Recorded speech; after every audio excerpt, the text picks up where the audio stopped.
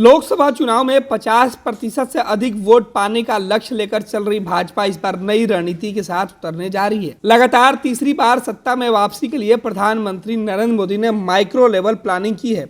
जो चुनावी मंत्र दिया है उसे धरातल पर उतारने के लिए पार्टी के रणनीतिकार गृह मंत्री अमित शाह और राष्ट्रीय अध्यक्ष जेपी नड्डा ने पूरा खाका खींच लिया है। तय किया गया है कि इस बार 5-5 लोकसभा सीटों का क्लस्टर बनाकर चुनावी रणनीति तैयार की जाएगी। कमजोर क्षेत्रों में पहले ताकत झोंकने का इरादा कर चुकी पार्टी ने ऐसा लगभग 160 सीटों पर जल्द प्रत्याशी तय करने का भी संकेत दिया है। भाजपा के राष्ट्रीय पदाधिकारियों की बैठक के दूसरे दिन अलग अलग सत्रों में चुनावी तैयारी पर मंथन चला। सूत्रों ने बताया कि शाह, नड्डा और संगठन महासचिव बीएल संतोष ने अपने अपने वक्तव्य में पदाधिकारियों को रणनीति समझाई है। बीजेपी सूत्रों की माने तो शाह, नड्डा और संगठन महासचिव बीएल संतोष ने अपने अपने सेशन में पदाधिकारियों को रणनीति समझाई है। बताया गया है कि इस बार सभी 543 लोकसभा सीटों को 4-4 या 5-5 सीटों के क्लस्टर में बांट लिया जाए। इस संकेत से यह भी साफ हो गया है, जिस 160 सीटों पर भाजपा 2 लोकसभा का चुनाव नहीं जीती है,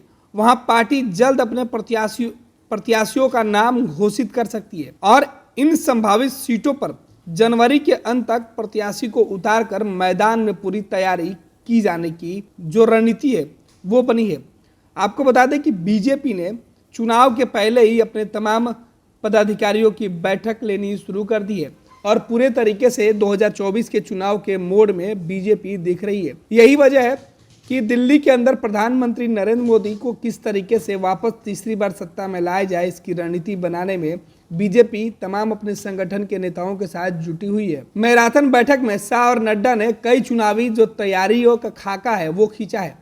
कमजोर क्षेत्रों में पहले से ही प्रत्याशी उतार कर बीजेपी का प्लान है कि लोगों के बीच में जो तस्वीरें है वो साफ करना है। कमजोर सीटों पर बीजेपी वापस ताकत पाना चाहती है। यही वजह है कि उन सीटों पर उम्मीदवारों का ऐलान पहले करके बीजेपी वहां अभी से गोलबंदी शुरू करेगी। साथ ही साथ बीजेपी की जो बैठक हुई उसमें कई अन्य मुद्दे पर भी चर्चा हुई, जिसमें 25 दिसंबर को पूर्व प्रधानमंत्री अटल बिहारी वाजपेयी का जन्मदिन मनाकर सुशासन दिवस के रूप में देश भर में संदेश भेजा जाए, जिसके माध्यम से ज्यादा लोगों को जोड़ने की भी रणनीति बनी है। 26 दिसंबर को वीर बालक दिवस के रूप में कार्यक्रम किया जाए और इस कार्यक्रम के माध्यम से नौजवानों को बीजेपी से जोड़ा जाए। चुनाव तक युवा सम्मेलन, किसान सम्मेलन, महिला सम्मेलन आदि कराकर हर वर्ग के लोगों को बीजेपी के संगठन से जोड़ने की कवायद तेज की जाए। विकसित भारत संकल्प यात्रा से पदाधिकारी, कार्यकर्ता, सांसद, विधायक अवश्य हर जगह जाए। हर स्थान पर कम से कम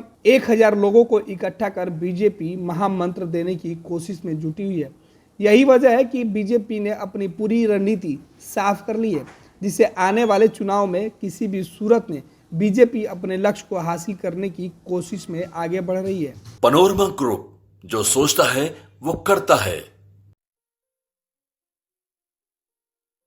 ये लो मुंह मीठा करो, आज मैंने अपना जॉब छोड़ दिया। अब हम पूर्णिया वापस जाएंगे। जॉब छोड़ दिया है?